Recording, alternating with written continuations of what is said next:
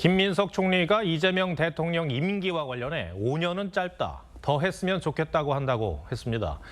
이제 출범 6개월을 막 넘긴 정부의 국정 2인자가 한 말치고는 가벼워 보입니다. 뉴스더에서 정치부 이태희 기자에게 더 들어보겠습니다. 자, 이 기자, 김 총리 발언은 어떤 맥락에서 나온 겁니까? 네, 어제 김민석 총리는 전남 무안에서 시민 1000여 명을 모아놓고 국정 설명회를 했습니다. 이재명 대통령의 리더십과 성과, 최근 2주 동안 진행된 생중계 업무 보고 등을 설명하는 과정에서 이 5년은 짧다는 발언이 나왔습니다. 넷플릭스보다 재밌는 정치 다큐를 하나 만드셨다고, 완전히 떴다고. 지난 총선 전에는 어떤 분들은 5년이 너무 길다 뭐 이렇게 했는데, 요새는 사람들이 5년이 너무 짧다 이러는 거 아니에요? 김 총리는 더 했으면 좋겠다 하는 분들도 있다고도 했습니다. 김 총리는 그제 업무 보고 도중에도 국정 운영을 높이 평가하는 발언을 했는데, 바로 옆에 있던 이 대통령도 흐뭇한 표정이었습니다. 이런 대통령이 말해서 일할 기회가 없을지도 모른다는 각오를 가지고 하는 게 전 좋겠다는 생각이 들었습니다. 네, 대통령이나 지지층 입장에서는 듣기 좋은 말이겠죠. 야당은 뭐라고 합니까? 이 나쁘끄러운 아부다, 국민 가슴에 못을 박는 발언이란 반응이 나왔습니다. 너무 이른 시점에 권력의 지속을 입에 올렸다며 오히려 국민들 사이에선 임기가 아직도 4년 6개월이나 남아서 걱정이다, 이런 우려가 더 많다는 비판도 나왔습니다.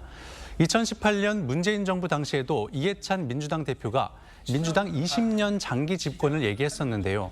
이후 부동산 폭등과 조국 사태 등으로 민심이 등을 돌린 바 있습니다. 김 총리의 자신감도 결국 이재명 대통령의 지지율에서 나오는 것이겠죠?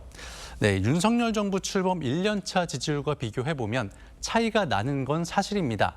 다만 이 세부 평가를 들여다보면 다른 해석도 가능합니다. 2주 전엔 경주 에이펙 효과로 긍정평가 이후에 외교가 28%로 가장 많았습니다. 지난주엔 외교는 15%로 내려오고 소통, 국무회의 업무 보고가 18%로 가장 많았습니다. 잇따르는 대형 이벤트가 이 대통령의 지지율을 받치는 모양새인 건데요.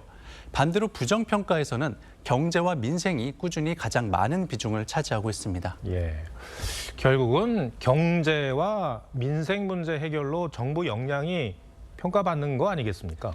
네, 생중계 업무 보고에서도 반려동물 정책의 성평등 가족부 이관, 탈모 건강보험, 북한 노동신문 개방 등 이 대통령은 여러 의견들을 쏟아냈습니다. 일부 부정확한 내용도 여과 없이 공개됐는데요. 최근 농식품부의 이른바 콩 GPT 오류 수정 촌극이 대표적이죠.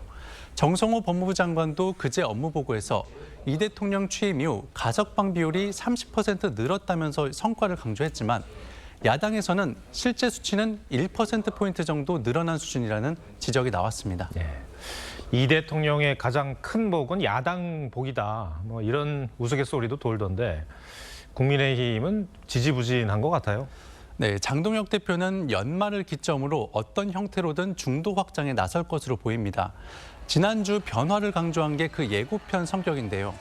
지도부에선 변화의 메시지가 될 의외의 인물들과의 접촉 가능성을 언급하고, 이르면 이번 주 호남을 방문해 매달 오겠다는 약속을 지킬 거란 관측도 나옵니다. 예.